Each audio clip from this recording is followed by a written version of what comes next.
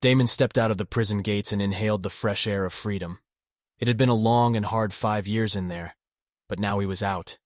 His mind was racing with thoughts of his wife and son who were murdered while he was behind bars. Damon had one goal, and that was to find the killer of his family and make them pay. He knew it would be a tough road ahead, but he was determined to get justice for his loved ones.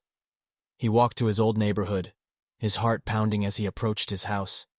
Memories flooded back as he gazed at the building, remembering the happy times he had shared with his family. His heart sank as he realized it was no longer the same house he had left behind. The windows were boarded up, the walls were covered in graffiti, and the yard was overgrown. It was a stark reminder that everything he had known was gone. Damon's thoughts drifted back to the events that had led to his incarceration. He had been planning a heist with his friend Drako, who had double-crossed him, taking all the money and leaving him to take the fall. Damon had gone to prison for the heist, and it was during his time there that his wife and son had been killed. He was convinced that Drako was behind everything, and that he would stop at nothing to find him. Damon set out to find Drako, starting by asking around his old neighborhood. He quickly learned that Drako had become a big-time gangster and was feared by everyone who knew him. Damon's quest for revenge had just become even more dangerous. Damon's search for Drako had led him down a dark and dangerous path, one that was fraught with peril at every turn. As he walked down the deserted alleyway, he felt the hairs on the back of his neck stand up, as if he were being watched. He turned around to see 3 burly men, all dressed in black, watching him intently. Damon knew immediately that these were Drako's men. They were suspicious of him, and he could sense that they were ready to attack. Damon's hand went instinctively to his pocket, where he kept his trusty knife. He knew that he had to be ready for anything. The men stepped forward, their fists clenched tightly. Damon stood his ground, his eyes locked on his opponents, his mind focused on the fight to come. The first thug lunged forward, throwing a powerful punch at Damon's face. Damon dodged the blow with ease and countered with a swift kick to the thug's stomach, sending him reeling back. The other 2 men moved in, attacking Damon from both sides.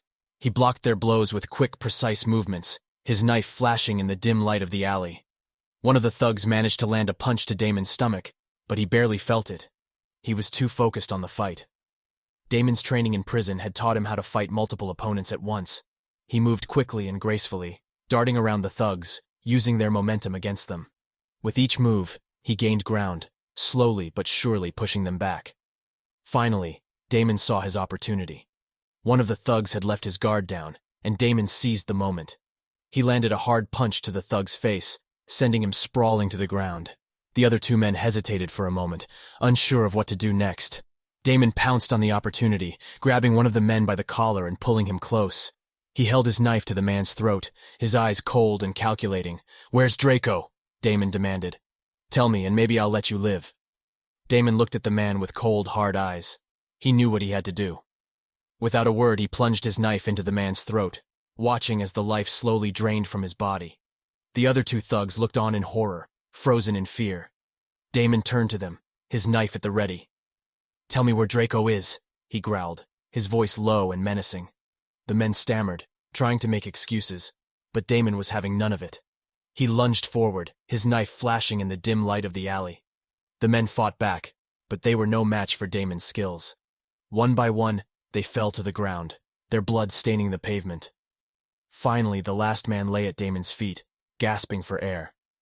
Damon looked down at him, his expression cold and unforgiving. "Tell Drako that Damon's coming for him," he said, his voice low and menacing. "Tell him that he's going to pay for what he did to my family." With that, Damon disappeared into the night, his mind focused on his next move.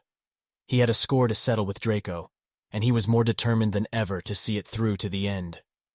As Damon slipped away into the shadows, the sounds of his footsteps echoing through the alleyway, an unknown woman watched from a distance. She had watched the whole thing. Taking out her phone, she dialed a number, her eyes still fixed on the spot where Damon had disappeared. "It's him," she said when the call connected. "He's coming for you." The voice on the other end of the line was smooth and confident. "Don't worry," he said. "I've been expecting him."